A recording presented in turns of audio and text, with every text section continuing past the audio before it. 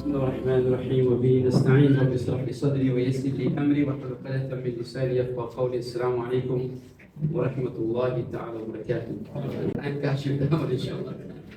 So alhamdulillah, basically all of you attending Hajj classes and all your ulama is giving you the best advice in regards to the ritualistic practice of Hajj and also the religious practice of Hajj.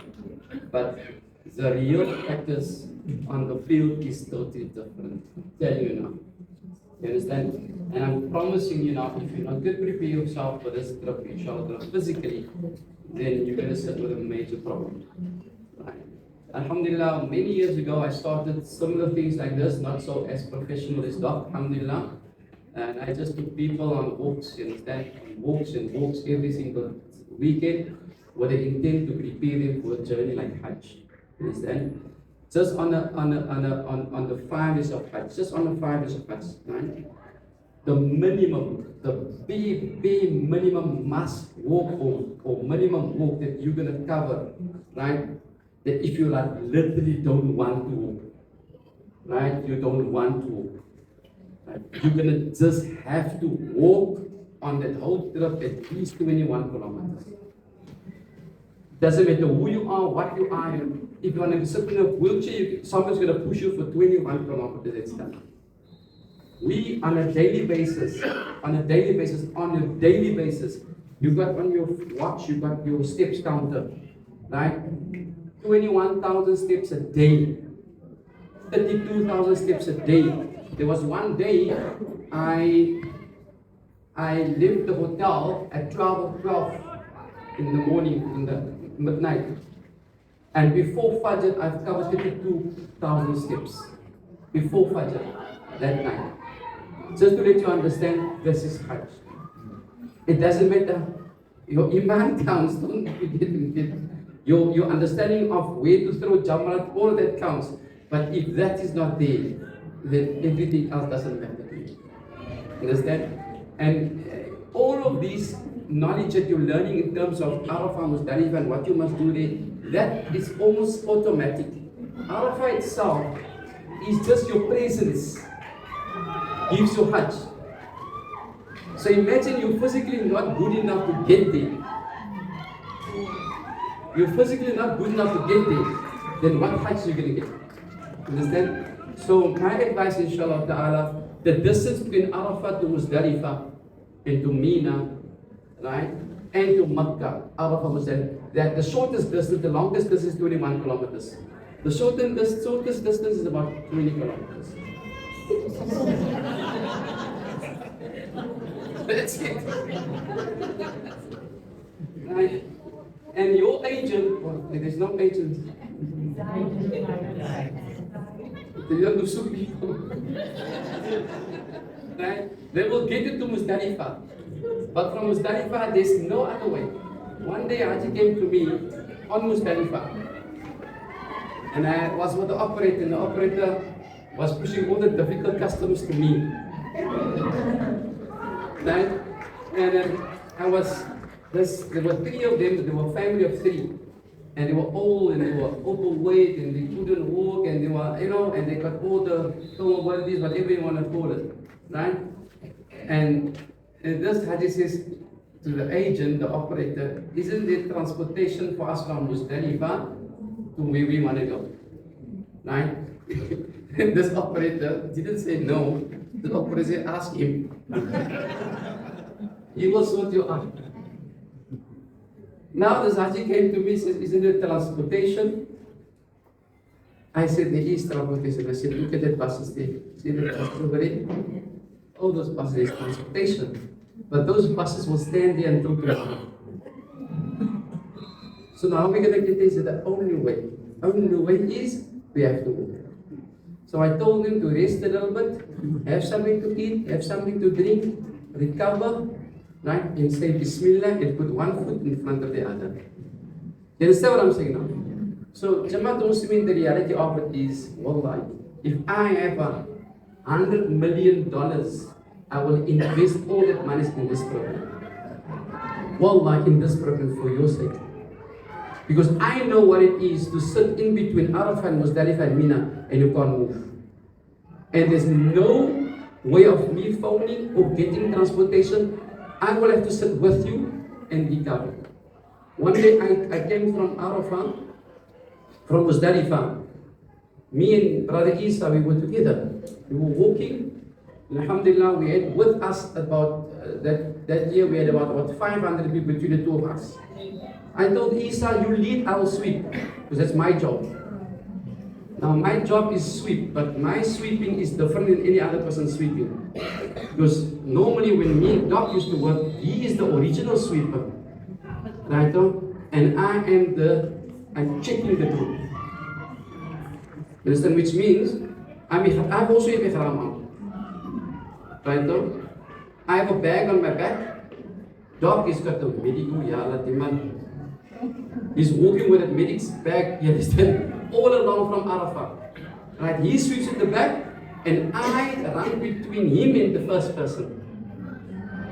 I run up, and I run back, and I run up, and I run back until we get to our destination. That's my job. You understand? Until we get there. I did it now also in 2025. Right? So, we got off from Muzdalifah into the ramp under the bridge. There's a bridge, like a canopy, walk from the beginning of Mina to the beginning of the Jamarat.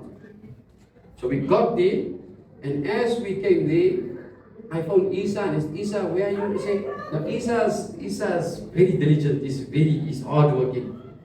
But when you ask him directions, he always push you off.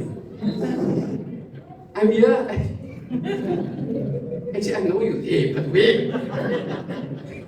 As we're going along, and eventually, I thought he's leading the pack.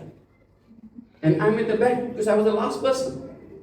Wallahi, Jamal, as I'm coming to the turn, right, I see Isa standing right in front of me.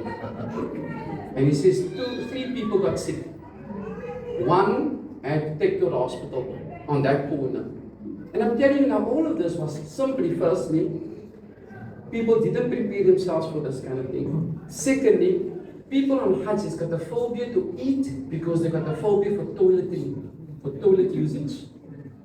And that kicks in the moment your nutrition drops, you're done. There's nothing I can do, you must recover. Right?